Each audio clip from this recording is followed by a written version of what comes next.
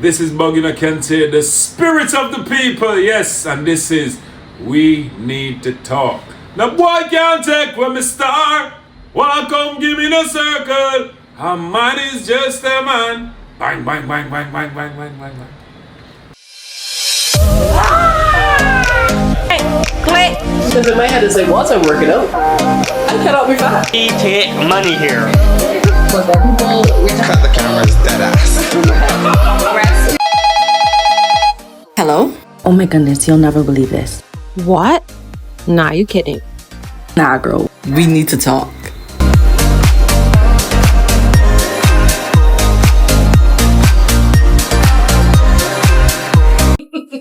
Hi guys, and welcome to another episode of We Need to Talk. My name is Simone. If you've never seen my face, now you have. As we can see, we are sitting next to another superstar. Buggy Nhakente. Greetings to everybody. Yeah. Thanks for having me. Great. So, we're very excited about this. I mean, we're always excited about all of our guests, but we're very excited about this because just like how we are soca fiends, we are reggae fiends at heart. And we have one of the Bajan pioneers. That's what I can label you. Yes. Because, as you guys may know, Jamaica kind of started reggae, but the Bajan culture has its own reggae that is different from Jamaican culture. So we brought on this special guest to talk about that, to talk about, we'll get to mental health stuff, because you know this is a mental health podcast. But we're talking about the culture, we're talking about the music, we're talking about him. So let's get into it. Alrighty. Mm-hmm. So, where'd you get your start in music in general? Not even just reggae. You mean like As when a they boy, first took up the microphone and all these things? Age 7, I got a small radio and a microphone attached to it from my own. And that kicked off everything. What is it? And 7. it's- 7 is just that was the age for them too, yeah, boy. They say 7 is the age that you actually, formulate your own things in your mind and you have your own consciousness and you're your own person by 7 years old, So What was your favorite song to sing? They say that in the army the food is very fine. You ask for carrot juice and they give you turpentine. So I don't want no more army life. Skipper, I want to go back to my chariot. Yeah, man. Oh. Yeah, I used to sing that all the time through my house all the time. That was an old, I don't know, maybe one of them guys, Yellow Man, or one of them guys for real. I used to sing that all the time. All the I can time. imagine radio on your microphone. Yeah. Me and my neighbor used to sing, Akon had a song, Lonely. Yes. Oh, definitely. Yeah, that's our favorite. Yeah, that song, probably timeless, Me and my neighbor used to sit down with the same radio in my, what we call a veranda, right? People know it's called a patio, but we call it, right? We sit on my veranda and we press record and play over and over and we singing this lonely. My name is Ali. I have nobody. Da, da, da, da, da.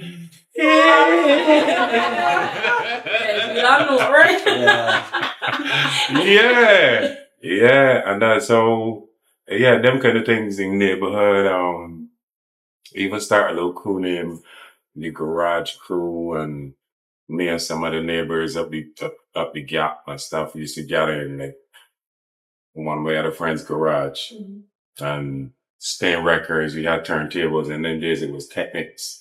Technics 1200s and thing. It was them there. We had one that was good and another something that come from a house stereo. We'd be going there. We had the records, the 45s, And we spin some instrumentals and we were in there chanting the whole day, sometimes the whole week. We don't want to stop and go for no food, man. We just, you know, for real. That's how we, So music that's how I has do been it a as a major kid. part of you. Yeah. That's how I do it as a kid, for real. Were you an academic person at all? Yes, I was. That's the interesting thing about it too. From primary school, well, from household. As I was a smart kid in academics as well. It was first in primary school. At the school they came from, I was, You know you were in school? that's St. Bartholomew's. At the time, it was just there was a boys' school and a girls' school. And I was at the boys' school, but no, it's the school become co-ed. So, yeah, and even it was it was a good thing and a bad thing because I remember being in primary school and I was the one kid that was ahead of my class. So I supposed to be in class 1, but I in class 2.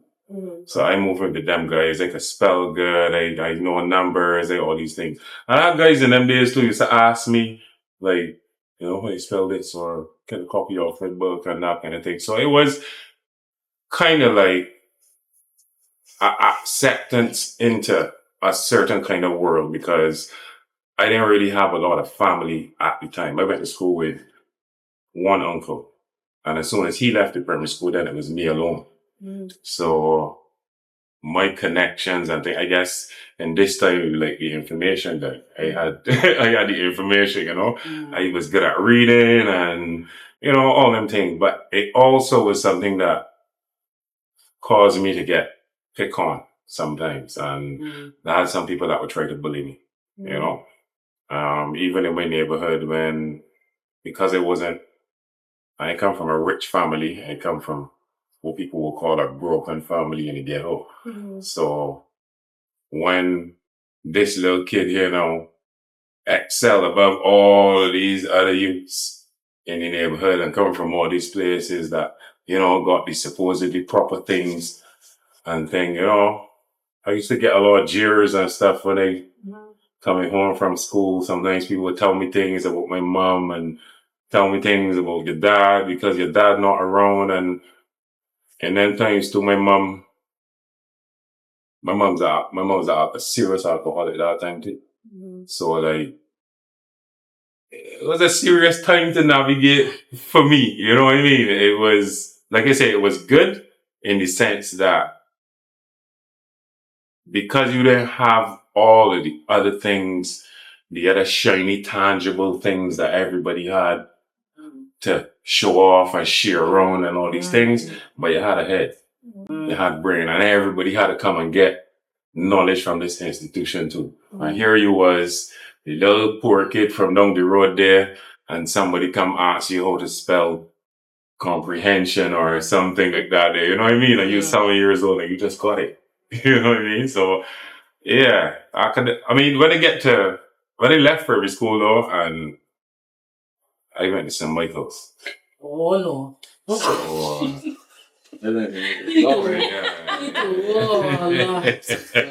Sorry, so It was interesting. And funny thing is, my family felt as though I could have gone to like Harrison's College or Conway or what. I honestly was never interested.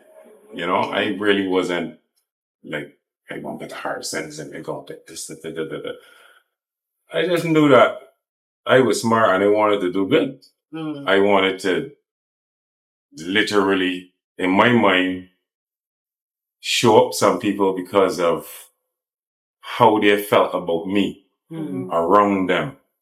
So this was my time now to like, I got sent to this is my superpower now. You feel that you can think I can fly now and check yourself around me, But in that period of time, there was also a lot of personal things going on with me in terms of my life. Like I said, my mom wasn't there. My dad wasn't there. And it was no fault. I don't know what the situation was with two of them. I could just tell you how it was for me. And I grew up with my grandmom and my grandmom kids, my aunts and uncle and stuff. So anyhow, when I went to St. Michael's, because of all of that personal thing that was going on with me as a kid, when I now get to St. Michael's now, because I gone to St. Michael's with a superpower, I think I still got a superpower. But now when I get there, it's like, not awake. it's like you at, what name that Xavier was controlling? You at this school with everybody who got a superpower now. Yeah, so you gotta check yourself, brother. And all them other little things that you had going on in life, them things don't even really matter here now. Because all these kids here got that same drama. How did that feel? It kind of eased some of what I had going on because I could actually see, like, generally there were kids who were actually going through the same things I was going through in life. Like, for instance, there was a women's league in my community in Bajan who had decided when I did the common entrance and I go on to St. Michael's, it was a big thing and Miss Chia's son going to St. Michael's. So they decided they were gonna lend assistance to my family and make sure that I get to school and I had lunch to eat and that kind of thing, and I wasn't gonna end up, as they say, in them days, they say a hooligan or a vagabond or something like that, you ain't gonna end up down there. So every day I had to go to the office. Miss Lewis, oh Lord bless your soul. Miss Lewis, you remember that every day I had to go to the office and they would make sure I had $5. $5 was a lot in time, so I could go and buy a drink and had or whatever I could have had that kind of time, So going through all of that there, and I had some friends know that, like for instance, I had one girl that she dad had, I think, like murder she mom. She been through things now where she go and live with she aunt now, and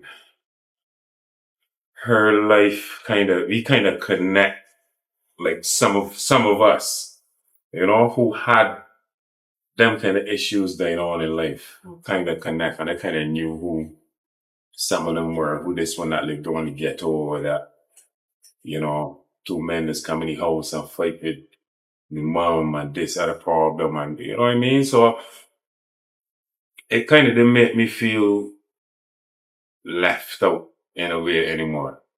I kind of felt in a way accepted with certain things, and I kind of started to while out.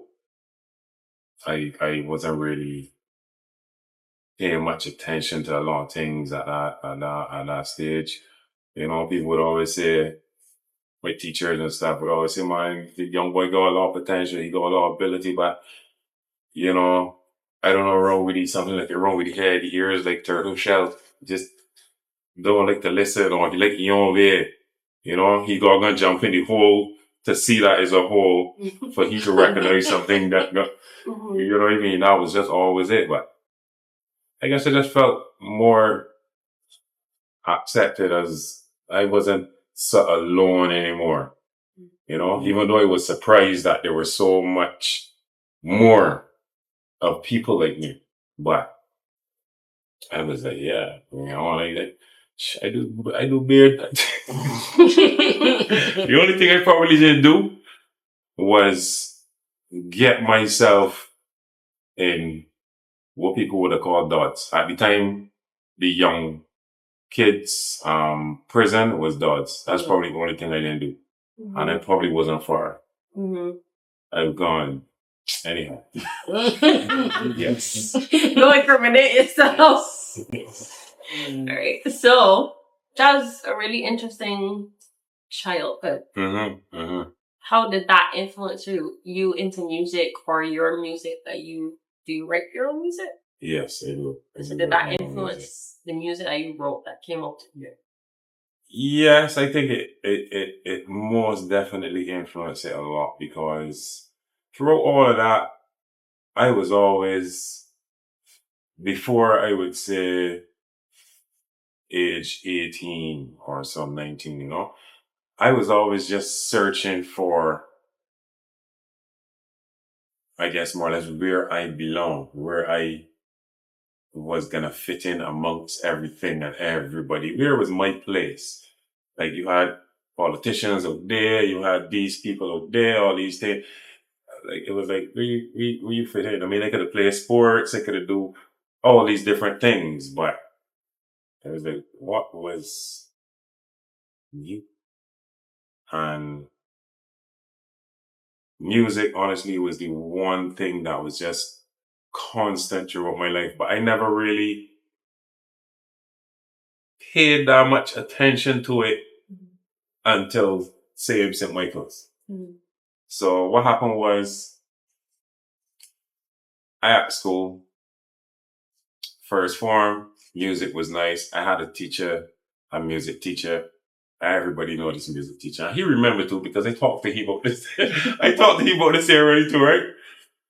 How got it? So anyhow, first form was nice. Like going in, kind of boring for some people, but it was interesting for me. Second year, I come back second form. I had a part in my head, right? In them days, people know nowadays people just got the fancy stuff. Not back then. Back then, we used to have some things too. We used to call it a gal rush me. Shabba, thing on the side and thing, gal rush me. Oh boy. But then now, to ease it for school kids, you had to put school kids in a nice little fade. Decent little fade and stuff. And you just give them a nice little one thing there. And that was cool, decent. At least we thought it was decent. So I go to school with this thing and it was alright. I ain't getting no problems or nothing. But I go on to have Gollop class and Mr. Gollop see this thing and throw me out the class. I can see that. One time. I can see that. Ask me straight. You think you're supposed to come to school? Leave my class. Don't come back. And I just never get to go back to that man class. Also, all second year, third year, fourth year. Oh, that time I ain't going back to I ain't get to do no more music class. Furthermore, it come like as though I don't even remember actually seeing it as a subject to do, because for me, Gollop was a music teacher. I didn't really know the other music teachers. So it was like either him or it was Mr. Spencer. But for some reason, we just never got Mr. Spencer. So I just ended up in Mr. Gollop all the time. So I just never went back. But throughout school, me and a few friends of mine, Kirk and John and Curtis, and one of the teachers, we used to be around singing this a cappella group thing. Because we influenced now by Boys to Men and all them other flamingos and them other groups and stuff like that. So we go on, we singing this thing. And one day, Mr. Spencer, the next music teacher now, this time now I'm my fifth year now. I think probably go, maybe like going back to do another year, fifth year, because I wasn't going to do that in my life yet. But anyhow, Mr. Spencer who called me to come and be the emperor in the Emperor's Nightingale. This was like an operetta. So I had to speak and sing certain things and sitting down with Spencer and hearing him like he telling me the chord. No, not right. No, see. And being there now, I kind of like I was really enjoying that and I really like it, and because he get me so back into it, I just continue what I was doing all the time. And one of my friends, Trevor, I remember Trevor Headley. Trevor had this, what was like a 4-track? It probably wasn't a 4-track machine, but just an amp and a way to record at the time. we used to record on cassettes. So Trevor had this way to record, and I leave school and go all the way at St. Thomas to go and record by Trevor, your job. And I record, I think it was an ad for the business club at school. I was part of the business club and thing at school, and we was hosting this fete at like was known as the warehouse. Y'all would know the Club 360 or Yeah, right, yeah, OS yeah. 360, right? We was It was holding called the Warehouse? yeah, it was called the warehouse. So we were holding the fete there. So I had to do the ad for that. And when I do the ad now, everybody was raving so loud, so like, and the ad get to play on the radio too now. So like I was 15 or 17, so my ad getting play on the radio. The only people that playing on the radio that time that was chanting like that was probably Peter Ram and Lil Rick. You know what I mean? Or probably Rick. Rick had the Utes maybe? I think maybe Rick had the Utes at that time. I can't remember, but it wasn't a lot of things. So it was a big thing. You know what I mean? So after that, and Trevor recorded me. I went with Trevor, record some songs. A friend of mine carried me to a DJ called Shaky Ranks. He was a DJ, I think he was also an artist. I don't know if y'all know Shaky, but Shaky's really, really, you talk about me pioneering, Shaky's the pioneer. You hear? Believe what I tell you. But this friend, he carried me to Shaky, or Shaky listened to the cassette, and Shaky said, man, I can take you to a man. And then Shaky take me to this man named Deepu Panjwani. Deepu now, a lot of y'all might not even know who Deepu is, but Deepu is who got the studio that recorded, I think, Rihanna and Neo and them there. Deepu's on Music and Echo. Right? Deepu was into this thing long. Deepu do Beige Roots and nothing. Deepu so was he's the man that if you go to, he's either the yes or the no. The person that's make or break. Probably. I think he was I think at that time, maybe he was one of them people because he was honestly recording a lot of the artists. He had records going on and Shaky figure, well, you know. But I went to Deepu the first time. I honestly ain't give me no blood. It's like, you know, you turn up for the job and man look at you and say, well, nah, I ain't really. Yeah. So he just let me down easy. He said, well, you know, you're nice and thing, but I got a lot of artists here working on, and you know, maybe one of these days I will probably have an opportunity for you, and so that heartbreaking. No, but it was diplomatic. It was diplomatic. That's still burning your belly. Yeah. What do you mean? But quick question: if it was harsh, you feel as though you would have said use it another thing, or you think that it didn't matter what was said? If it was harsh, it would have made me want to prove something to him. Yeah. Because my mentality at the time wasn't that, you know, take this and walk away as a victim kind of thing. It was like, I like I tell you, I grew up roughy to get home. I come and I figure out, oh sure, I got superpower. Now I with these youths that I went to school with some serious kids that grew up in society now. You know what I mean? So I come meet all these people and live with them there now and then get to realize, oh, now they hold me back at this point. So if he telling me no, I get back to somebody else can tell me yes or tell me no again or whatever. Or I came back next week with another tune. So this can't work. Or this one here, or maybe this one, or whatever. It never really worked out with Deepu at that time, but eventually Deepu called me back. Deepu told me he got stuff for me to work on, and me and Deepu ended up working together and that anything, you know what I mean? So what was your first song that you knew this is it? When you said this is it, that feeling for you. So not even necessarily other people. Meaning I continuing to do this and I ain't stopping. I did a song named Nubian Girl. I recorded this song with KB Sharp. I don't even remember the year I recorded this song. After I recorded Nubian Girl, Malcolm X used to play on the radio at that time.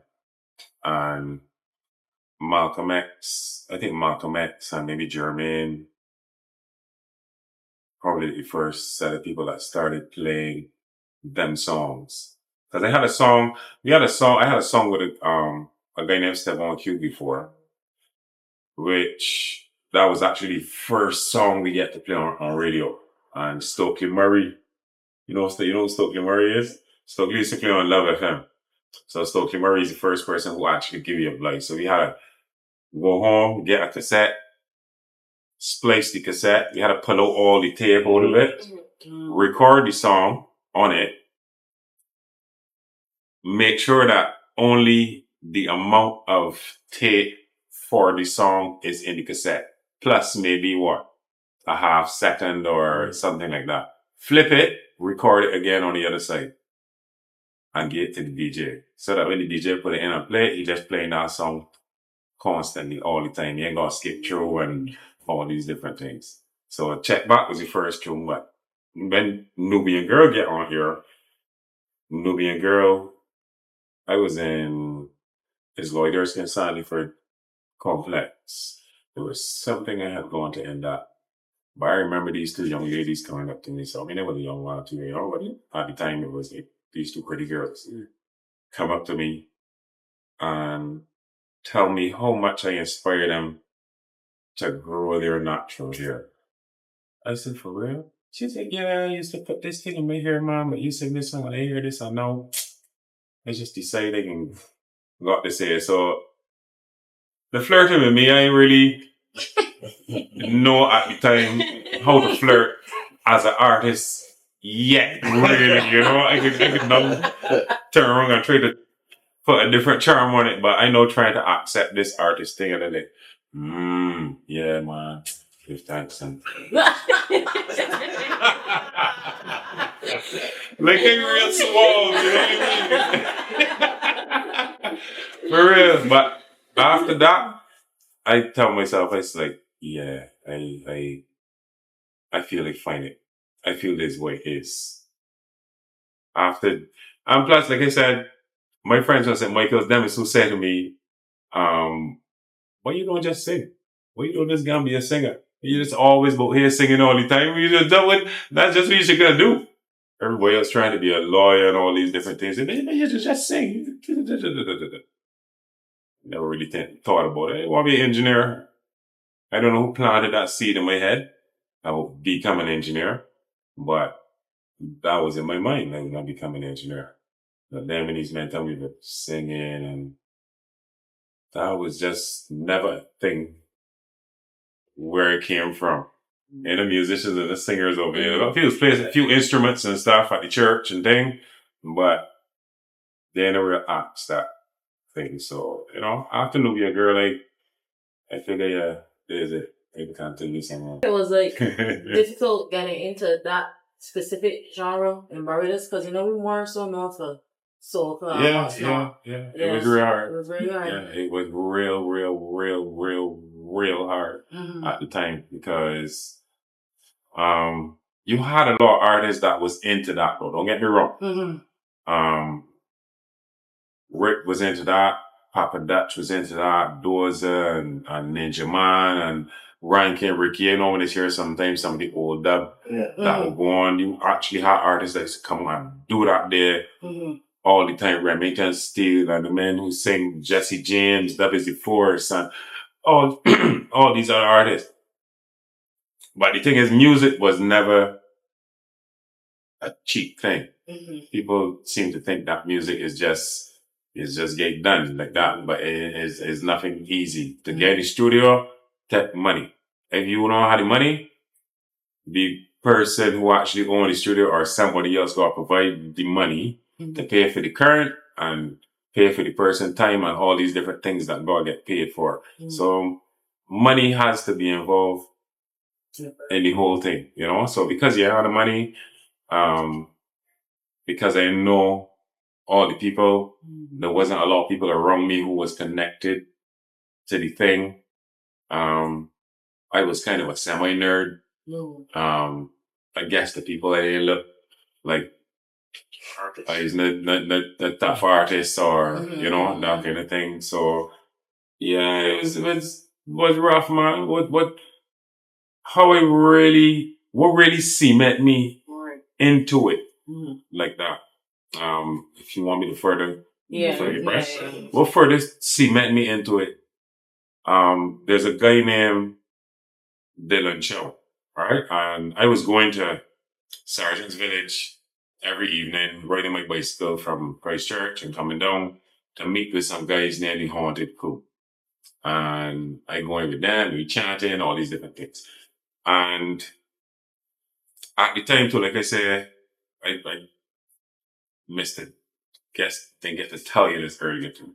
But when I get 18, I start to look for certain things in my life personally.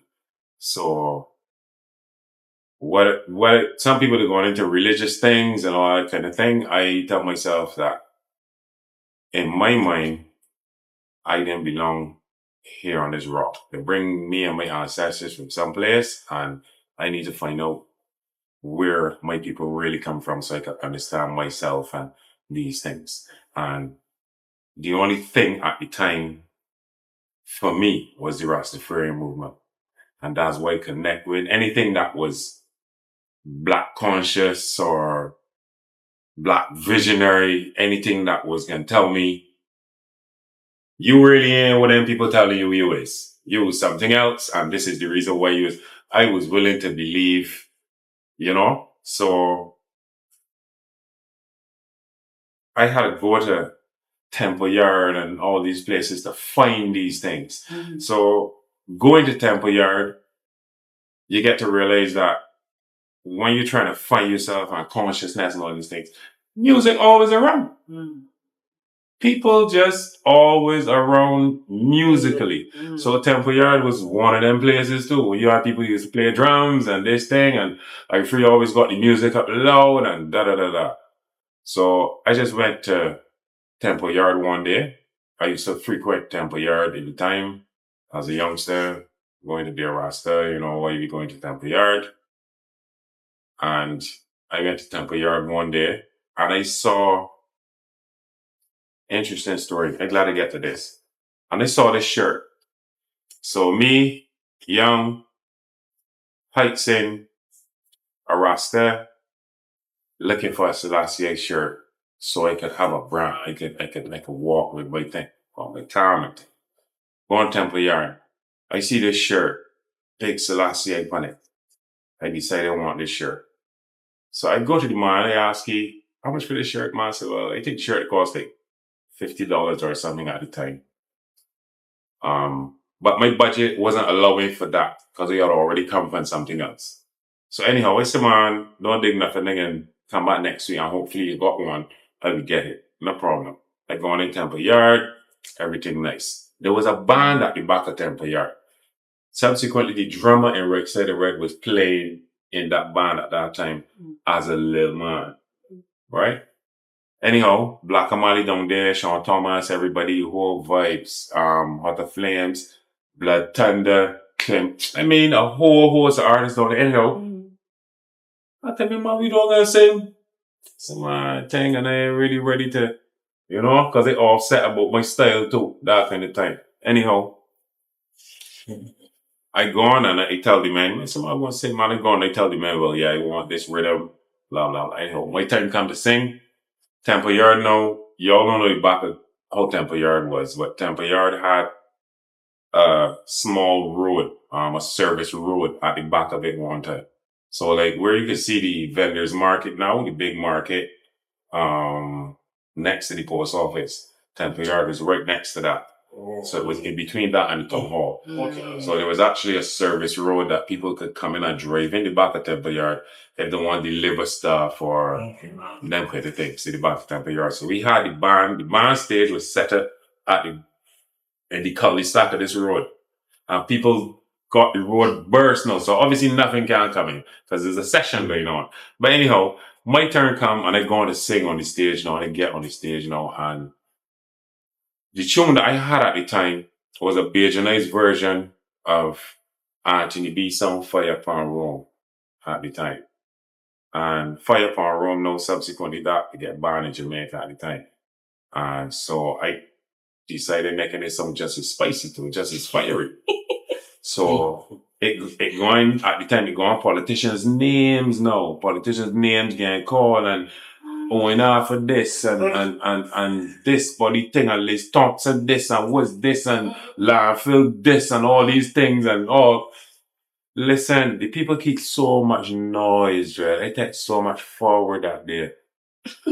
The man that I went, you remember I went on the front to a man to buy a shirt. Yeah. That man pushed himself through the crowd. Here. Shirt. Here. And his shirt in the ear. Yeah. Come up, so like, yo. Hold that. You deserve that. Yeah. So I had to do, so to answer your question about if it was hard to get in, yes, it was hard, but I had to do things like that. I had to really, Wow. yeah, put myself in uncomfortable positions and that kind of thing. You got stories for days, boy. You have no idea. You have no idea. Wow. Being that this was Jamaican dominated, did you ever feel like if reggae wasn't for you? Nah.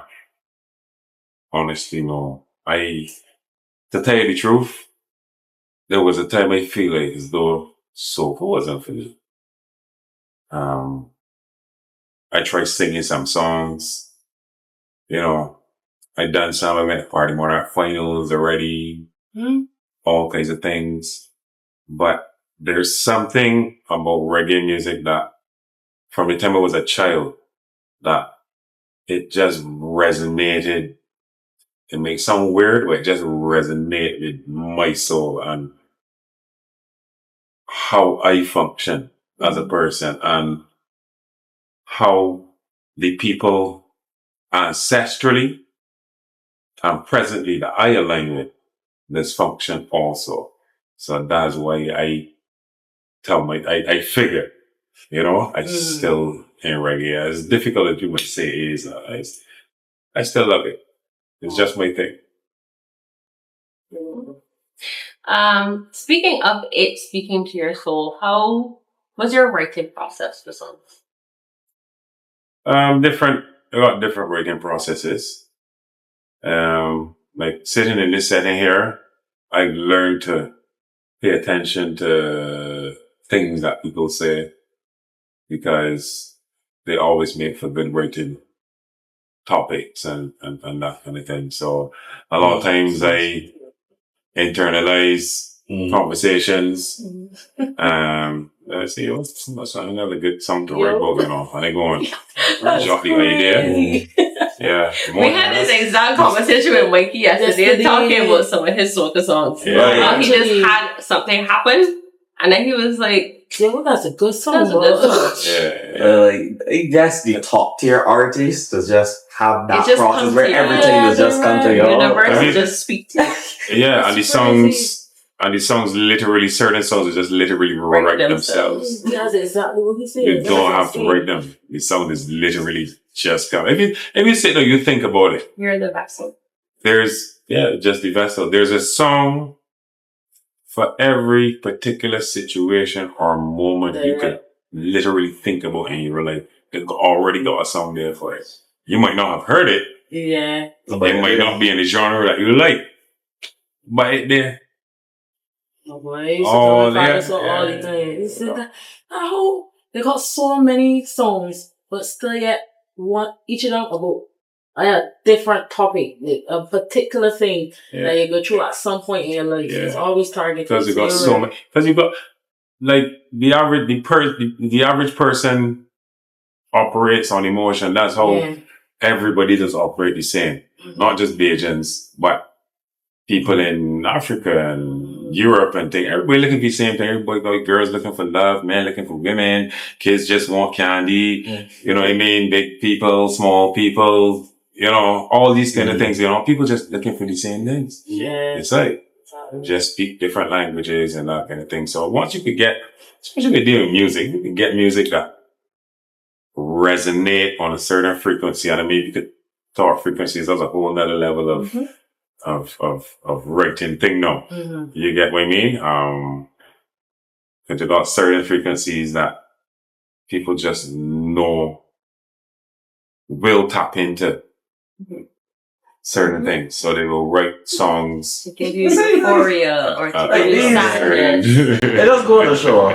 These artists, the top echelons of being international and global, it's y'all just be the same. Y'all just got the same vibe. Basically, I just tap into how I feel about something and it's great and it just come to me or it's just because y'all just got the same. Y'all have special energy. Yeah, like it's not because there's got artists that's come and just give bare junk, but they're not the ones that are like tapped into the universe. Right, so y'all are literally like speaking for the earth. So check this in now, right? And I just don't mind if people say whatever they say because you got the artist and you got the entertainer. There's a very thin line. People say they got a thin line between love and hate. There's a very thin line between artist and entertainer. Because the entertainer, I don't think the entertainer cares about being an artist. The entertainer is just interested in satisfying the audience. Supply and demand is a business. That is all the entertainer interested in. So the entertainer can come and switch tomorrow. You ain't connected to nothing. You ain't got a particular message going on. Your message is one thing today, tomorrow is something different. His style of clothing wants it switch because that entertainer is not setting the trend. The artists, the people who are artists, and the funny thing is, it's difficult to differentiate and it's difficult to tell them because people just toss them all in one pool and say, man, the artists. But a lot of them they're artists. just entertainers. A lot of them they're just entertainers. A lot of them they just know how to mimic a thing, emulate this, get things. Yeah, I can do that. Yeah, go do something, and then you get fortunate and you end up with how much dollars or whatever the case may be. But if you're a good businessman, you just know how to tweak it. You got some men who make the same song over and over. Yep. We calling names or we not calling names? Yeah, I got some people just do the same thing over all the time. But it don't really make a difference because he knows or she knows how to entertain with that. So it don't really matter. But then like I said, then you got the real artists there who's come and set the trends, who's come and switch the talk, who's come and change up how people dress, who's come and change up what shades you're wearing, all these different things, who's changed the environment, the whole landscape of things has just been different. What I see when certain artists bust out, how things just get different. You know what I mean? I don't know if y'all was around when Sizzler and Ashley B and them men bust that. It was man, you don't even think about, brother. Yesterday, you see that man one way, tomorrow you see that man on my cousin. Yes. The man got your cane and all these different things. It's like, they know you have everywhere. Yeah, and you see when Ellie and them men start to turn up the place, the energy god start to turn up the place now. Different again, landscape and things get different. People dress different again. Different music, different style, different thing. So them is who's artists. Artists is who do that. Entertainers don't really do it like that. You know what I mean? I mean, you can differ with me, but that's alright. Like something that the guy that's playing the new Captain America, Black Guy. Yeah. Yeah, say something along that lines. You want to be a celebrity or you want to be an actor? If you want to be a celebrity, you can't deal with a Kardashian. Yeah. If you want to be an actor, it's a process. You gotta take these small roles. You gotta, like change up your style. You gotta be able to do that sort of thing. You gotta be different. You gotta keep on working. You gotta work hard. Yeah. If you just want money and you just want a little fame and clout, you can do little things. You can Exactly. When you first come in the studio, you just want to sing a song, you just, yeah, they do my thing. But then you come back on, if the producer or whoever tell you, brethren, you're out of key, or nah, you gonna sing that over. Sing that over with that thing and that too. Nah, that ain't right. You can't hear what the man tell you because you were exposed to that level. Yeah. You get what I mean? You get exposed to that level. No, you can't straight and tell yourself, wait, pitch right? Song right? Yeah, I get it. Yeah, a little better. You know what I mean? Yeah. So we can classify the artists as the ones that stir the pot and the entertainers as like yes man. If you want to say yes man, but man who's just people who just use what is already there to their band. I mean, why I say people, yes man is for the audience. Like they are the yes, I will do whatever you tell me that you want here. Like, yes. I ain't calling yes. We're not coming after Rick, but with how Rick is, how he started, he stirred somebody pot a little bit, but now with some of the music that he writes, as you said, same thing year after year. Cass does it as well, where they will say, well, this is what people like, so why not just keep doing that? Why not give the women like this, they will still bring out their own songs that are different, I will stir the pot, but they will have that like one song that just is the yes man song that is to go for the females. But this is the thing. To me, right? I would have a lot of artists here. Sorry, a lot of people who would be on stage. Yes, right? Rick is an artist. Though. He is. That wasn't me saying that he's not artist. Rick is the real artist. Rick is who set the train. He's a businessman to me. Yeah, because I think he's understood how to make his artistry. Yes. He's figured out how to run a system that continuously makes money for family and whoever else. And he still brings out the songs. He still has those one or two songs like every year that aren't the popular songs. That is the sturdy pop. That's what I was saying with that. Like, because Cass does it as well, where they will bring out the songs that they like that have the meaning for them. But then Cass specifically would say, okay, well, y'all like the Savannah Grass, y'all like the Hello. So let me give y'all that so that I can get forward with that. But let you listen to this. Yeah. Unlike the Jordan Englishes or the Jaggedy Tramp, that's just good. This is a different style of. But those were the X-Men people that I was talking about. They give you the hype of this is the trend of what's going on. With the people, and they say, this is what the girls want, this is what the ladies want. But that's how I classify it. Correct. The artist knows Kendrick. Come on. Kendrick versus Drake. Who's on top? Right. Kendrick. It's only Kendrick, man. Because he's a lyricist. He's a Pulitzer Prize winner. Man, all that don't matter in a beef. It's just we weren't even talking about beef. We're talking about his accolades. But when you say Kendrick versus Drake, it's still at the end of the day, Drake is the yes man. He's the summer beats. Yeah. He drop a song for summer, like took summer, and then fun, this kind of thing. But Kendrick, if you listen to Kendrick Lamar, like, I mean, I never really used to listen to him before. I started listening to Kendrick maybe 3 years ago or so. A friend of mine, he just bring the album. There was this song, I Grieve Differently.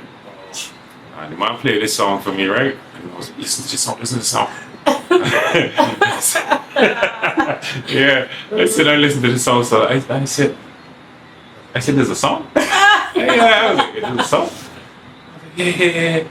I said, I swear this is like 3 different songs in one, right? I said, this is crazy. I listened to it. Man said, man, you can listen to your album, man. You can keep it. I said, man, thanks, man. And I listened to that dance, right? And I was like, yo. Yeah. Man. Yeah, I was like, man, sick. It's my heart, For real.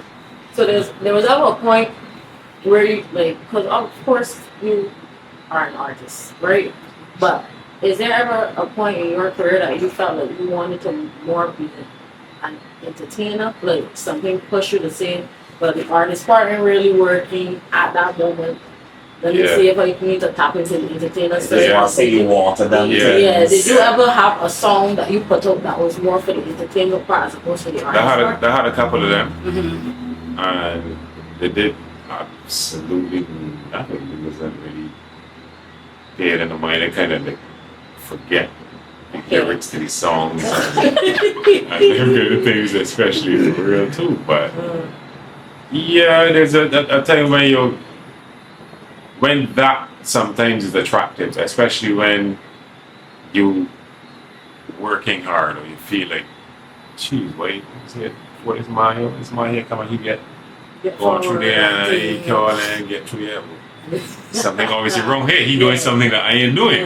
You know? But there's other artists to come and reassure you, no. Take your time. Take your time. Right? Where you're developing is something a bit more solid than what that other person got. So you just stay and keep doing what you're doing, because one of yours can surpass 10 of that. You see? So, yeah, man. Because more often than not, the entertainment aspect only lasts for like a couple months or whatever, and then it's go over. Whereas you got some songs that that released in 2010 and also everything that right now still big, you know. So I think that's probably the angle the person was telling me. And I really never even saw that coming. When you get into the club scene again and you think that you always have to be continuously switching and changing. You kind of club this time when you're in the club when you partying and be, I really love Buggy and them man and think and blah blah blah. But now you meet a man at the party. And now you don't feel the candy party anymore. You spending more time with him and you can't do anything quick, so you get a baby now. So you like change now. And you friend or whoever else, them just probably still come to the party, or then come to the party with new people now and bringing things. So he doing the same thing that he used to do anything, and then there was things. So don't miss nothing. But if we in tune with what's really going on, girl, you should really come and check what's going on, you know. They may come a long way from, man, it'd be so different now, that thing and this and that, kind of thing, you know. So it'd be a lot of that there in that change this, change it. Not that when you're an artist, you don't want to do things fresh or do something new wrong, as you said, pioneer, you know, and break wrong that other people never really break before. But being there, man, sometimes suck it in, you know. Suck it in, suck it in. For real. Okay. Are there any artists, whether Jamaican, Bajan, international, that you had great music with, like good sessions? Maybe nothing came of it, maybe stuff did come of it, that you were like, this is the energy, this is a good person to make music with. Yeah, interesting. Sizzler is that person. I also work with a few other artists. Lakadan, I work with Clive. Clive currently on tour with Collie Buds now. Clive is working with Collie Buds. Clive used to work with Jackie Orr as well. There was another guy I worked with around Sizzler. What's his name? I worked with him at Caveman Studio. I don't remember this other guy's name. But I'd say Sizzler mainly, and then Fatis Burrell, because and I got to work with Donovan Jermaine as well, right? And Jermaine actually taught me how to simplify what I was doing in reggae music. Right? Interested. I can spread out a little bit on this topic here, since you asked about Jamaican artists, because we didn't get to speak about something a little earlier that you got asked about, right? when I first went to Germany,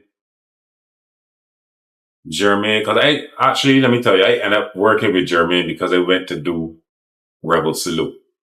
And when I went to do Rebel Salute, I went to visit Fatis. So they had met Fatis in Barbados. SZA had taken me to Fatis in Barbados, and they had told me to come to Jamaica and do some work. Anyhow, I ended up going to do Rebel Salute. Tony Rebel subsequently invited me to come to do Rebel Salute before that recording session had worked out. So while I was there, I said, well, let me go and check Fatis and just see a show. But Fatis ended up at the rehearsal space. He ended up at Flame Studio. And Fatis said, so what you doing here? When you come and check me? I said, well, time, you know? And he's like, nah, take my new number and come and check me. So I go, do Rebel Salute, leave, come back to Barbados, leave Barbados, going back to Jamaica and going to Fatis. So I take 3 weeks there recording with Fatis. Incredible experience though. They did recording like 2 songs a day. Fatis will come in, Fatis will say, Buggy, what you have a tune about iPad? I said, man, no. Yeah, man, me feel say I should do a tune about the iPad, man. You don't have one yet. Do it. Ramos, pull up a rhythm. Make him hear it. Let me see what I got. You know that Fatis every day, so like so when them done, give him my next one. So every day. Pressure one. Yeah, every day I go leave here one day and go on up in Stony Hill. And Fatis cheese on bread, recording. And one day recording so much with Fatis now. Because of he know, I decide, let me go and show my friend Tony Rebel. Right? I go on the show Rebel now. Rebel said, yeah, my vibes. And I said, so what we doing in Jamaica? I said, man, they recording with Fatis. Said, only Fatis? I said, yeah, only Fatis. He said, how long you here? I said, man, a couple of weeks, you know. He said, no, sir. You can't get Fatis all of them, man. So he took the phone and he called Jermaine now. And he told Jermaine, you know, he got a young artist from Barbados, the Rebel Salute, and good prospect and stuff. And he think he should record him. So anyhow, when I was finished recording with Fatis, and I'm going back to Barbados, and I'm going to Donovan Germain. Didn't get to really record nothing. That is all the men tell you that you stand up at the gate long and you don't get in. Well, I get past the gate, but it wasn't there. I would say there was like a lobby for a while. You know what I mean? With other artists and things, men coming talking, all these kind of things, you know. And then I ended up leaving Jamaica and come back to Barbados, still again in the studio. But anyhow, Jermaine did speak to me on the phone, and he explained to me, you know, how studio is and how busy it is and that kind of thing. He said, man, next thing you come back to Jamaica, come check me. So I left, I gone back to Jamaica, I checked Jermaine. I only spent, I think maybe like a day that time in the yard with the men and things hanging out. But then I get to go in the studio now. So next day I was in the studio now. It's that. Like in now and I fussy now, you know. Like, yeah, boy. I get. Yeah. Cause you know, going through my mind now, all these things that I hearing for all these years. Hey, talk like gotcha. All these big tunes I hearing that I know come out of this studio now. I in this studio and looking around so like, yeah, fussy, you know, seeing the big board and all these things. Anyhow, Jermaine actually, it took maybe a day or two before he actually get me in the booth as well. So I leave and come back, Anyhow, get in the booth now. And I go on behind the microphone and everything's so sweet. I mean, fussy, I think it maybe some nerves too. But anyhow, I let go and I go on and I start singing. Jermaine say, hey, hold on. I said, what are you singing? I said, that's a song that I put on the rhythm that I get from. I said, no, man, what are you singing about? So I try to explain myself. Now, Jeremy said, no, man, no. You're singing too much. I said, what do you mean I'm singing too much? And again, in my feelings now, right? Because I come from thing and men know that I think and I got ratings and thing. What you telling me about here now? Jermaine, I was like, no, man, you sing about this here, tell me about it in the hook, say what you did with it in the first verse, say how it made you feel in the second verse, thing, so on, so on, so on. And I didn't really get it yet. And he said to me, I can give you a rhythm. And I want you to go back to Barbados. Buy this book called Songwriting for Dummies. That's the man told me to buy, right? In my mind, I think it to myself, you mean buy Songwriting for Dummies? And you can find that freaking song. German, I said to myself, but German telling myself, a mad boy. Anyhow, I do what the man tell me. I take the rhythm that he gave to me at the time, and I can tell you what that rhythm turned out to be. I take the rhythm the man gave me at the time. I went and buy Songwriting for Dummies, come home, read it, all these things, turn around, and then I read this song. I sent back this song to Jermaine. And that song is Just a Man. I had that song, man. I say, how to be just a man. The way that you talking. It's who wrote me in and showed me certain things that I went simplify it so I break it down. So when I think I just sent back this tune, but that time they sent back the song, Jermaine was kind of like, why you only want to send the song earlier? I said, man, I was trying to finish it properly and get through to you and hear you and anyhow, it's a send it, man. I can get my guys mix it and I saw it out for you and thing, but you go, they have to make sure you run with it and yeah, for real. So Jermaine and Fatis and Sis, it's difficult to actually pinpoint which one of them I think was would have been the most learning, the experience that I learned from the most or that I held closest to me, because all of them, I think the whole Jamaica experience, all the moments, they got some things like y'all say, I got a lot of stories, like they got some things I could tell you about that, I been to and hang out with and see other men and, you know what I mean? It just, let me even show you something again. How that whole industry, because that's an industry, you really got industry on this side here, how that industry relates to Barbados and how we as artists here, people say all the different, the reggae come from out of Jamaica, from what I know. People say, I've heard that Jackie Opel worked with Bob Marley and he sang with Bob Marley. I've heard all these stories. I don't know for sure, right? I've spoken to artists like Bob Andy, however, and Freddie McGregor, right? Them is artists that tell me that them know about Jackie and them hear how he can sing and them know them is who like rap and say, listen, the man was, yeah. But they never said to me, he was like one of the pioneers for what we have now. I mean, they might not. You understand? Because he's not from here. He's not Jamaican. But really, I don't know or how to say.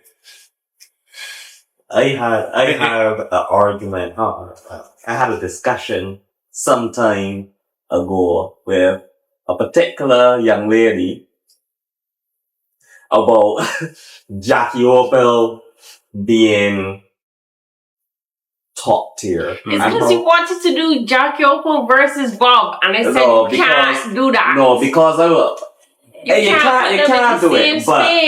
But in the hypothetical was if Jackie Opal lived, he could have been as big as Bob.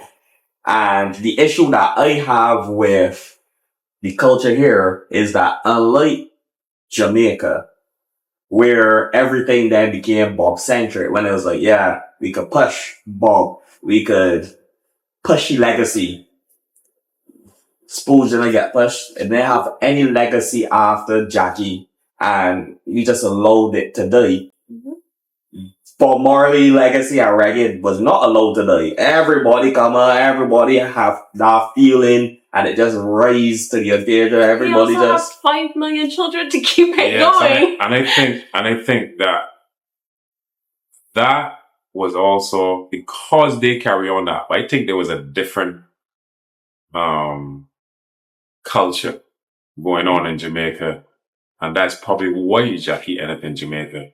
Trying to do it too, because the culture here is not such that you can no, they don't support Bajans. They support Bajans, look at that. But they support who them want support. Don't get me wrong.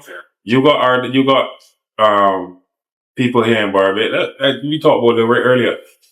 Lyric is a successful artist in Barbados. Yep. Don't talk no foolishness. He Rick just do it in Barbados all the time. He's a man that come and show people, look, you can do it. You could buy a car, you could build a house, you could think this, you could raise some kids and out of doing this here too, same way. But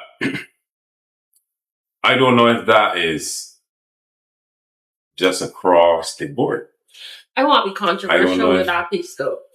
I feel like Lyric, he is the space and doesn't leave room for other people to be the space. And the reason why I'm saying that is because he's been there for so long and people see him as the king of what he does. I feel like no one wants anyone to get close to what he has. While for reggae, I feel like, even with Bob, like how we're talking about the Bajan versus Jamaican. Jamaicans are like open, like not completely open, but like open to other people stepping up to what a legacy has already done. Well, like for Lyric, it's just like people will be like, you will never be a Rick. You will never so no you say be on that level. Notice what you say. People say it. And again, that comes back to culture. And that's part of the culture that we got here. I'm not saying that culture don't happen in Jamaica too. Because they meet men that men say, man, that man, no, yo, man, I am balloon, man. Nah, boss, another thing. And then, so they got them things are wrong, but you also have people in yard who I think, whether connected to, because they would say that that the music was connected to the gangs and drugs and all these different things. I really don't know. What I know is, from what I could have seen, and from what I seen from being there and mixing with the people and immersing myself in the culture, they got things that them, like for instance, I went to a birthday party and everybody at the birthday party, you know what I mean? Everybody having a good time. But then there was a point in time where the music shut off and wheeze the music now. A drum come out and the thing start playing and everybody got turn. And this body sing about, Lil Man come and sing about the fruits and vegetation and thing, and this body sing about the family, the fallen soldier, everybody. That culture there. When it grew up, they had that culture in the sense of ciphers. So like, and that's saying that come from more the hip hop. Sessions, we had sound system culture, like how Jamaica has sound system culture. You know what I mean? Like, number one, decide, man, because the radio station don't want to play with music, we can make a whole thing myself, and we can pull up here, go along with Buster, and we can play. So we play all the thing now. And We playing some of the other things that people like to, but we play everything. So that's how people get to know. But Barbados is not really, it's not like that. Like in Jamaica, people is dress up every day to go outside. I mean, man, dress up. Come outside every day, man, ready to tell you, come take pictures, man. All the time. Man is on stage, entertaining, always that kind of vibe, that kind of energy. So, because you don't really have that here. People here making music really on the season. As the season then is like Go back to a normal job. wherever. Christmas music from whenever it come from, you can go and play it all back from 19 whoever, what's your name, Mariah Carey songs and all these things. Then quick after that January, whatever gonna happen in January gonna happen and these things, and then they can say again, reggae season. Mine's reggae season though, so reggae on the hill time to come around and think. After they done, no, it's crop over time, so this is the Sahara thing, we drop in this here and thing, blah blah. So culture's not the same. If the culture was similar, soca songs would be playing all year round. Right? And soca songs would not just be about party. Soca songs would be about general life and general content, and it will be able to, other songs will be able to relate to, like you see how a voice in my head is relate to a lot more people than something say wave a flag or something, because a voice is in everyone's head. Everyone doesn't care about waving a flag, but everyone has a head that has a voice. So it's much more relative. So if you had more songs like that, like Woody Menace put in reggae and dancehall too, because dancehall ain't just about Batman thing and this and all that kind of thing. But I growing up, dancehall had all kinds of different topics. You name it. Put my hand on the Bible, send me that level of edge of my country. If on the bottom of I man, that was a hit song in the club. I man will swear. Somebody get old. Old. Man talking about man get older. You know what I mean? All them, there was always topics. Now is my tree scene or my thing. And the light panic and the red light that take this and how this thing happen and how much I can shake up when I'm out there. You know what I mean?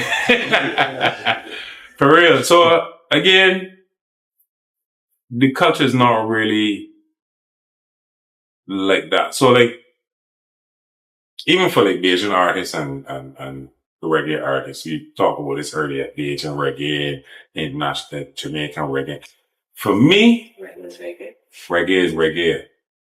They're artists from Barbados or Trinidad or whoever else that do sing reggae music. They sing it with a different flair. Everybody don't have the same accent. I ain't born with a Jamaican accent. I speak in the Jamaican accent. I might be able to give an impression of a Jamaican accent. What I've learned is a language to put over my message in a particular genre.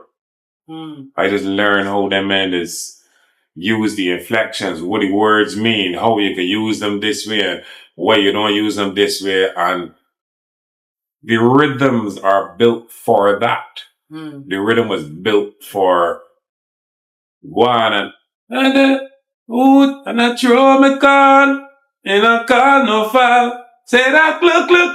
The rhythm was made for that. It wasn't made for I ain't throw the corn and take this here and take clap. Take da. No, it's not. It wasn't made for that. It was made for a different thing. So when you guys, like, if you hear, check this here for instance.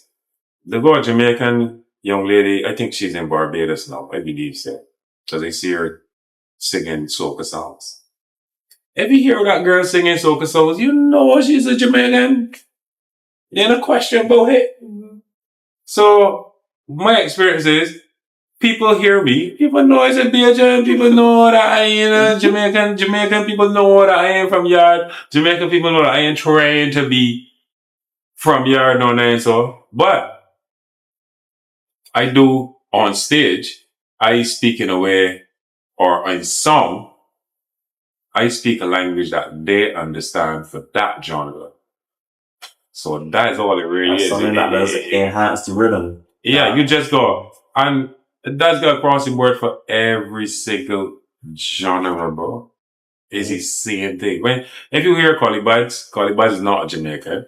If you hear Pressure is not a Jamaican. If you hear Nairo, all them men from British Virgin Islands and thing, Midnight was probably touring the most at one point in time as a reggae man. Midnight from British Virgin Islands, them men from yard. But if you hear them men, you would think it's like, yo.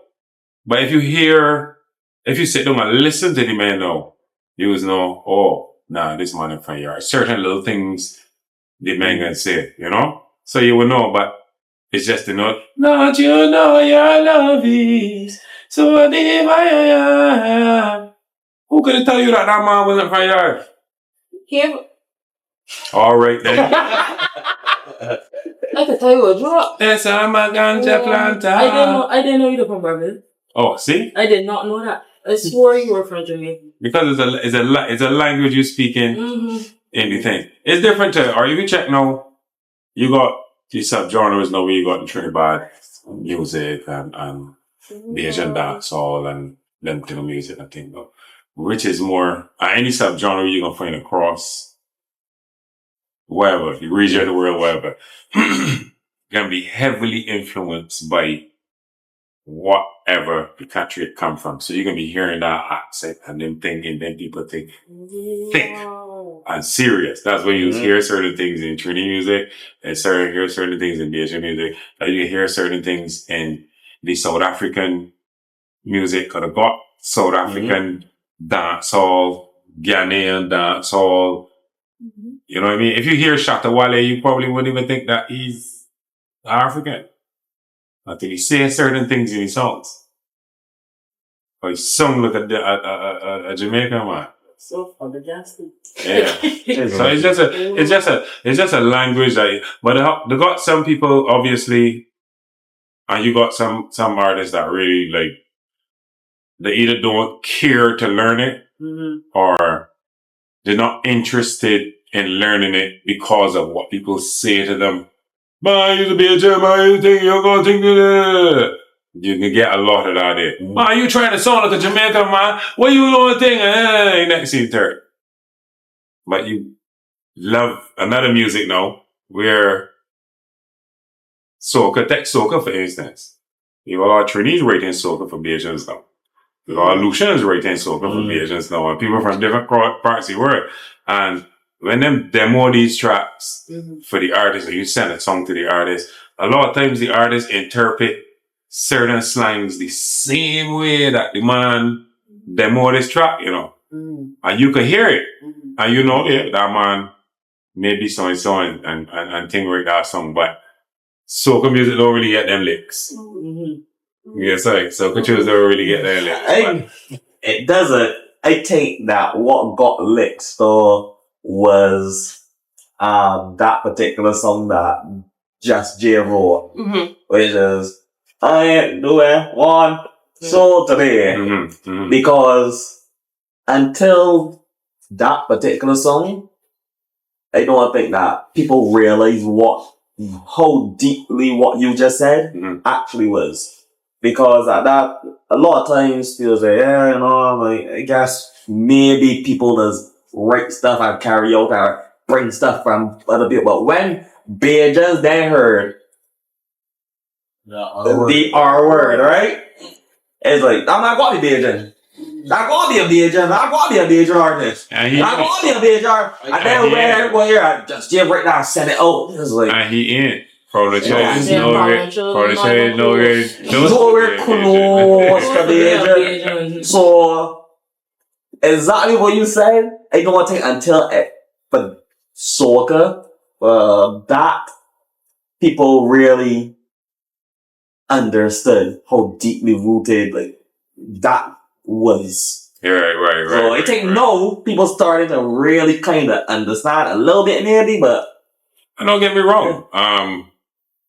You got art, what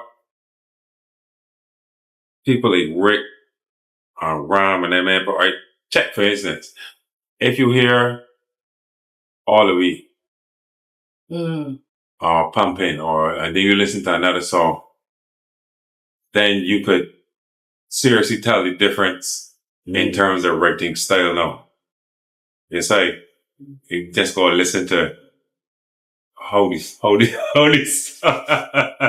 just go listen to holy songs, how the person uses the language or the lyrics. So listen to one song that he said, and you listen to one song where the man keeps saying how he's used a particular word, party or something like that. And then you hear it in another word, you hear the man say, yeah, well, how we use it here like that, how we use it.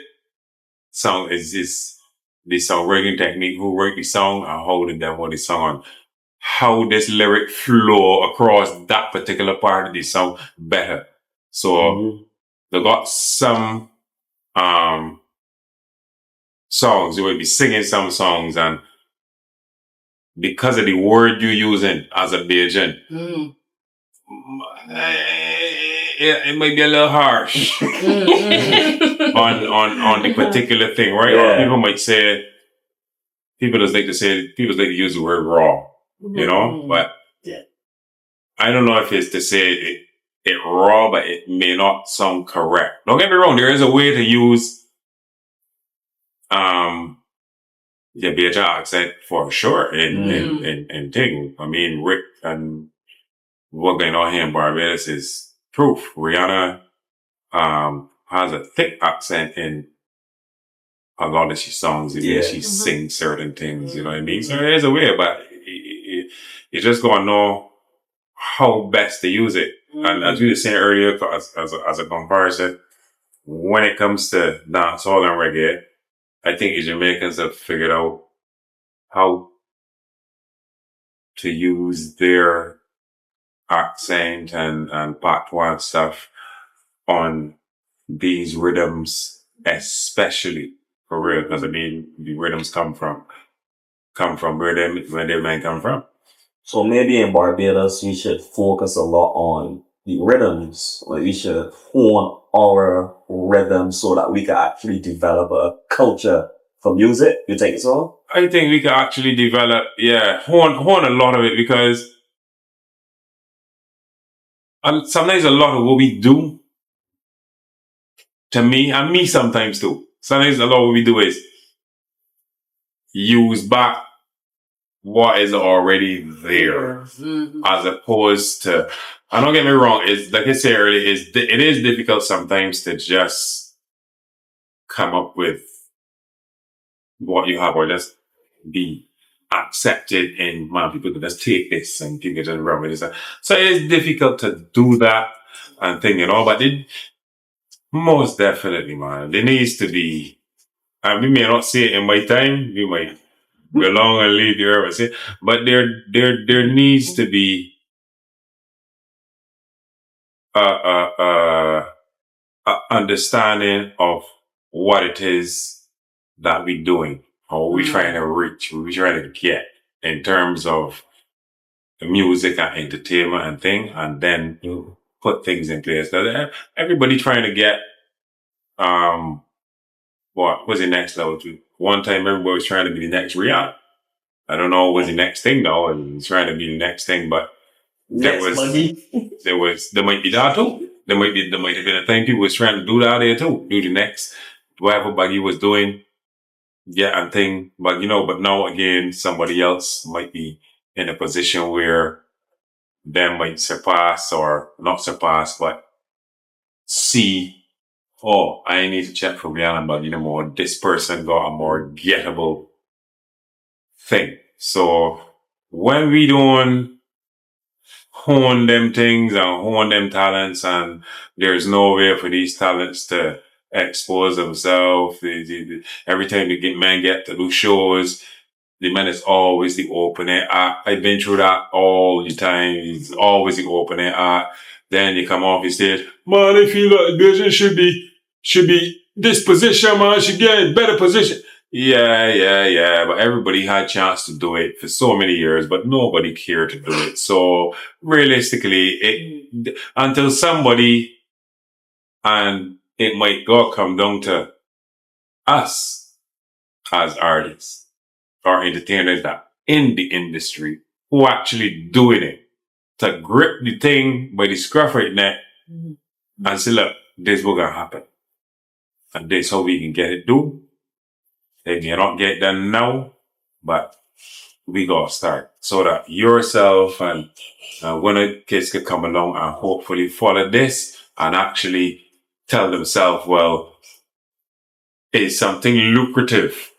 See, I agree with you 100%, but I have so little faith in Barbadians. Yeah, we do. Just like a lot of us. Barbadians, I think that we like stuff now. We don't like the future. Everything is okay. I see over there doing good. So we should already got that.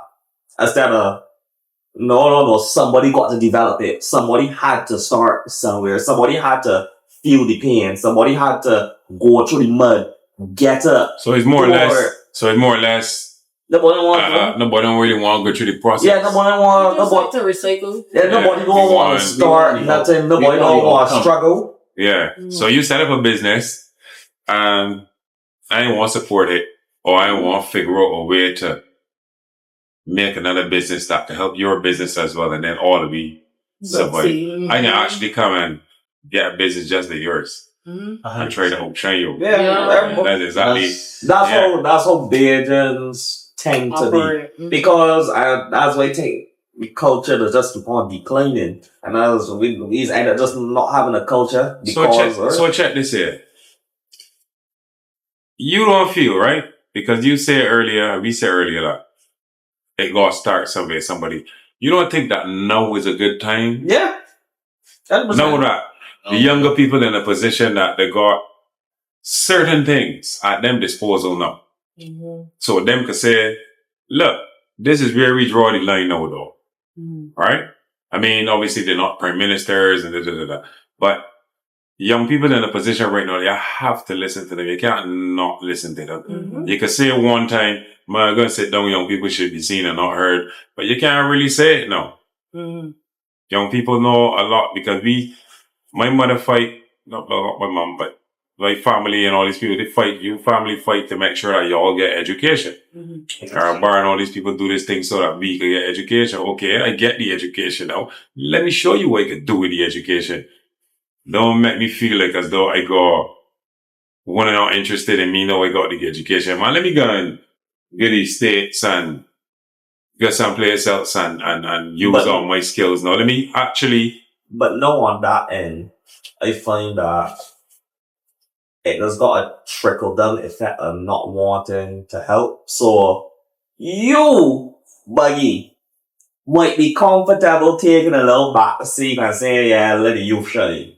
You might say, man, yeah, that's a good thing to do. I see, like, I got these up-and-coming artists who willing to, take a little, might be able to say, yeah, I'm cool with that. But what I find often is, people just be striving for the top. And after getting beat down and taking long to get to the top, when they finally get to the top, they don't want to hear nothing from the people now. They don't want to hear nothing from you. So, an easy example is like in the corporate world, like, I got a man, he start off, budding, want to change everything, yada yada. He going through life and everything, and every time he go for a promotion, young and what, but he can't shoot them. Every time he go to a senior person, I got an idea, he can't shoot them. 20 years gone by, and he finally get to the point where that, it could have been 3 years, but in 20 years now, he's an older man, he in 50s or 60s, and he could finally make decisions. the decisions being made is the decision that he wanted to make every sentence. And then he could just tear it out. We'd be like, so now the younger person come in, and be like, but you know, sir, like, things change. And he could be like, nah, I'm doing it my way. Because for 20 or 25 years, he didn't have that voice. So now he basically just projecting what he experienced. Not everybody got could put that aside, and you just see it, and I see it a lot in Barbados where people can't just see that I went through this and it's bad, but I should change it so that it doesn't happen to my children. It's not even just a one person thing. I feel like that's a human thing that a lot of people, they fought so hard. And it's like, what is my life about if I don't make that choice? What did I do all of that for if I don't get to have my say now? Why am I going to let somebody come and make a decision after I had to fight for 50 years which to get is this? fair. Then it's like, I waste my life. Yeah, but unfortunately, it's either you take that reality and just be the person to say, it's unfortunate, but I can see that it can be better for my children. Or you just say, yeah, I know get the decisions that I want to make and I don't want to feel like I waste my life. There's usually one or the other. And really got in the middle ground. Because if you take the middle ground, you say, again, have some opinions about stuff. You already 20, 30 years behind. Like right now, I have no, this new slang that the children is using. I have no idea. And I know it even worse for somebody 20 years older than me.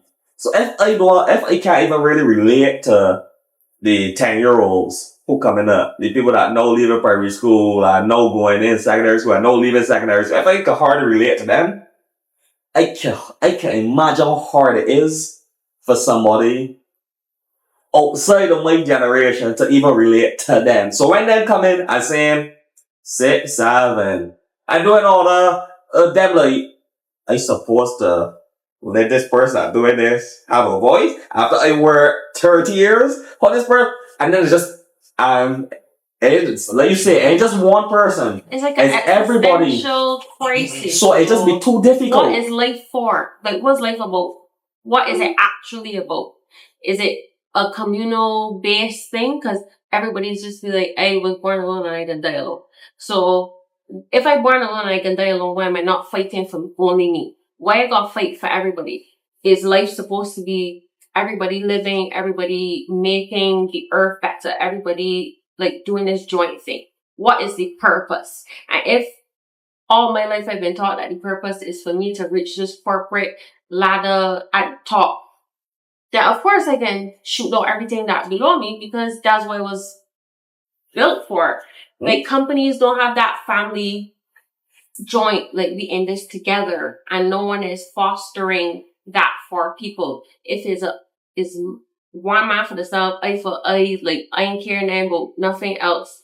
Then you giving me an existential crisis, telling me that I supposed to care about the future and the children, because it's like, when I die, then what about me? Literally, what about me? I just went through all of this. What are you telling me? That I was just a sacrifice? Yeah. My ancestors had sacrificed enough. Why I gotta sacrifice some more? Because there's always got sacrifice, honey. And to what you said earlier, if a man come through certain things at a certain age, and he grow up and he recognize he can't do it now, but he then get to a point now where, and this is happening all the time, as she said, this happen all the time.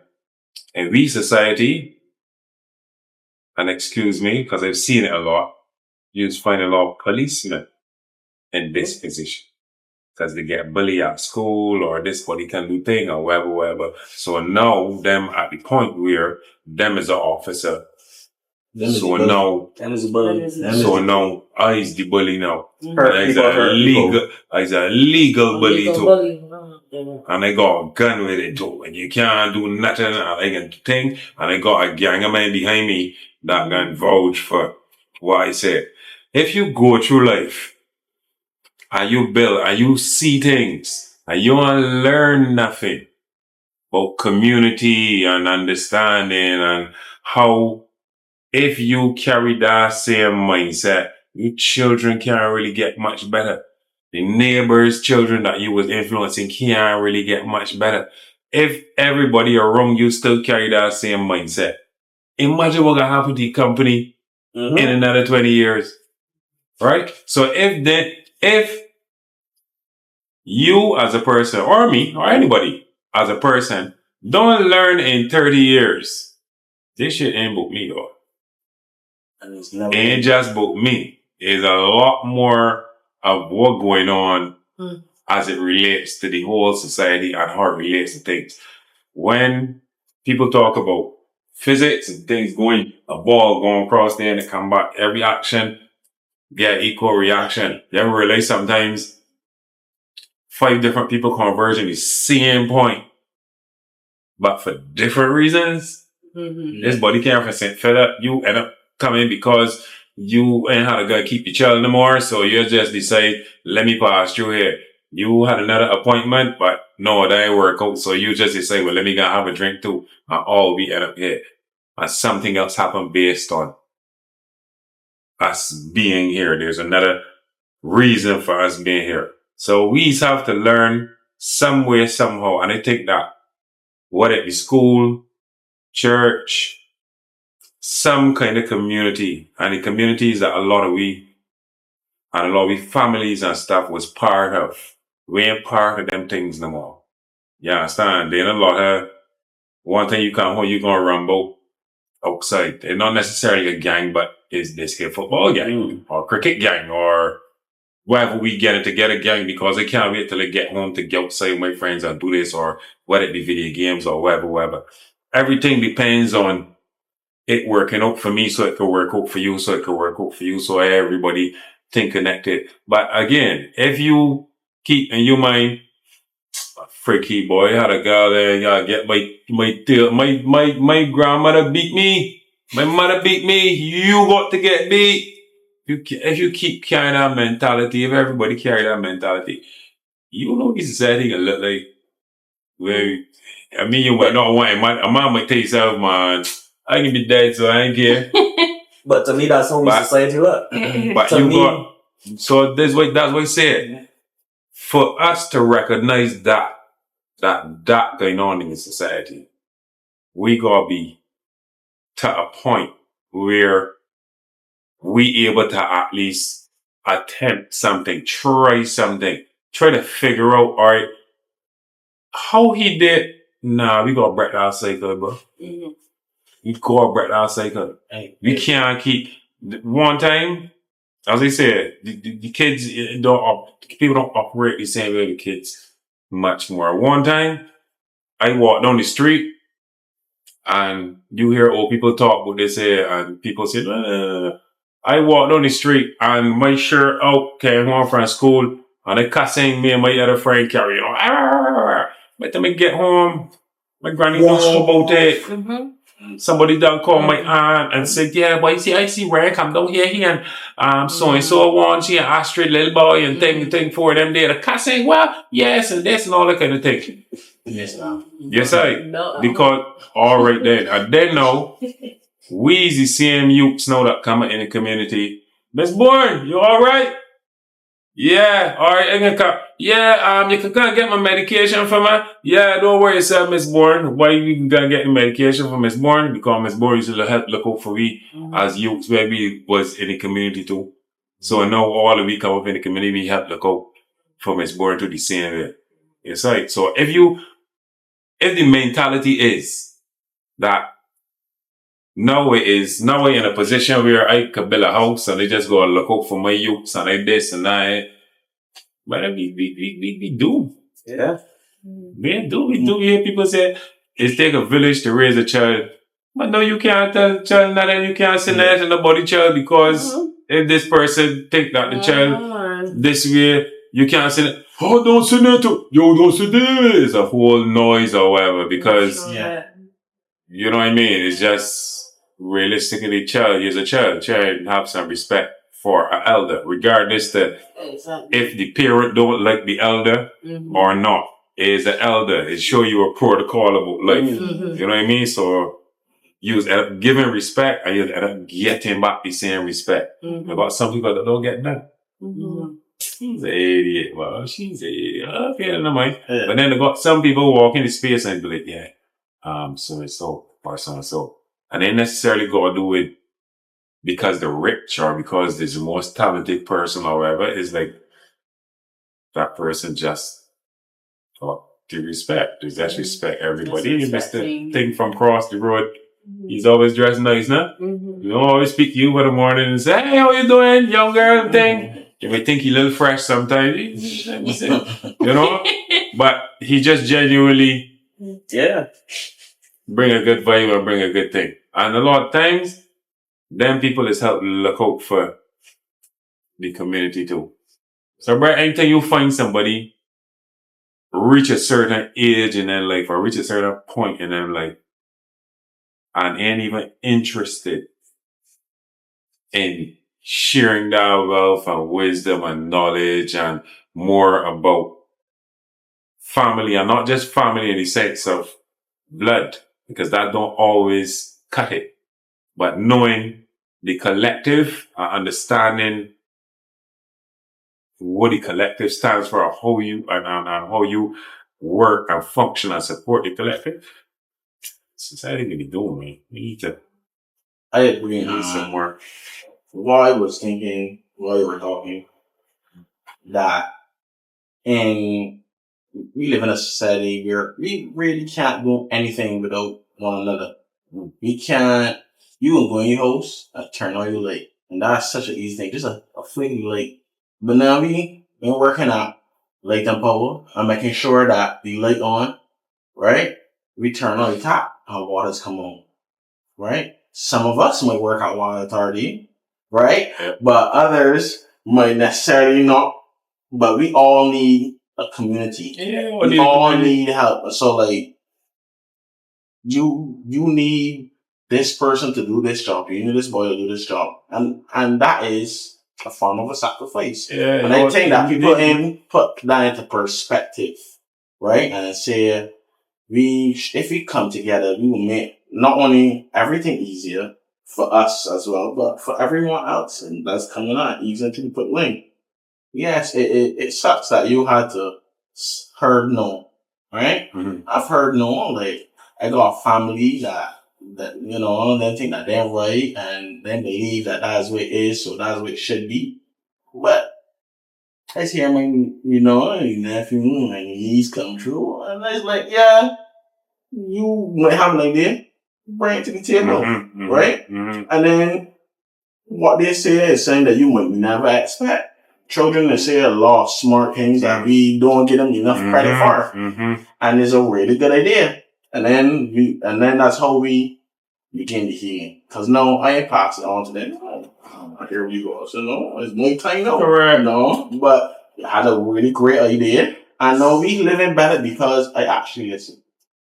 I think more people need to take that into consideration. Yeah, I don't think that. You think I had a conversation and with a person the other day, and they think that they were doing all these things alone. And it's like, no, you weren't. You have someone there that's helping you along the stage in certain things, right? It's just that you think that because you're working hard at a job, and you're making money, and you're doing this thing, that you're really doing it alone. You're not. Mm-hmm. There's no way you can. All right? There's only so much you could do as a human. Correct. The power of being human is the togetherness, and that's what builds on top of everything. If not, you won't got the cars you drive, cell phones, all these things. These are the backs of the ancestors that build up and slowly get to these to this stage. I think that's become the issue for some. Because some people just look and say they want more. So after somebody build and everybody build and everything. That's like for a person. Yeah, it's like for a person. People always want more. Always. And there's a song for that as well. Cancer. No fuck. He's sick, dude. He's serious. It's always more. But it's true. It's always more. until I got a lump on your prostate or All something. right. That sounds like that sounds like a family guy joke. One of the adult swim ones.